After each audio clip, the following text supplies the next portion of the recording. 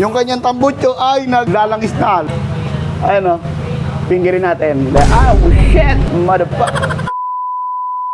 Yon mga kuys, no? So dito tayo sa Tenix Motor Service, Caloocan, dyan. Dito tayo sa 7 Avenue, corner D. Aquino. So pasok tayo sa loob mga kuys. Dahil meron tayong ginagawang Mio Soul Eye na nagka-problema at tumirek. Dahil bigla na lang may sumabog mga kuys. So pasok tayo dito sa loob. Ito, dinadiagnose natin. Ito yung Mio Soul Eye. Ang nangyari, tumirik daw to mga kuys sa Balintawak. Pauwi siya ng Ubando, Bulacan. So, ito, tinulak niya papunta rito. So, medyo malayo. Balintawak to Tenix Motor Service, no? So, yan, ang ginagawa pala natin dito mga kuys ay diniagnose muna natin, no? Diagnostic, bakit nagkaganon? Tapos, upon checking, puro redondo lang mga kuys. Tignan nyo yung compression test niya. Dapat to ang 125 nasa 100 plus to mga kuys. Ilan?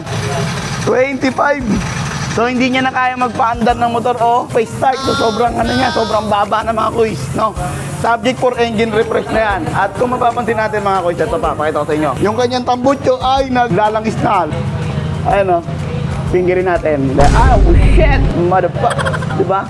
So, subject for engine press, no? So, dito nga pala mga kuys, may choice yung mga customer natin. Pwede natin i-serve ng genuine part, pwede tayo mag-serve ng aftermarket. So, choice ng, ng customer. Pag medyo tight yung budget, pwede naman aftermarket. Pero meron tayong ginagamit na aftermarket na quality. Or, kung gusto naman, kung may budget naman, ay meron tayong genuine part. So, subject for engine refresh. So, magagastos nga pala mga kuys, pag mga aftermarket, nasa 3 to 5,000 pag aftermarket black set.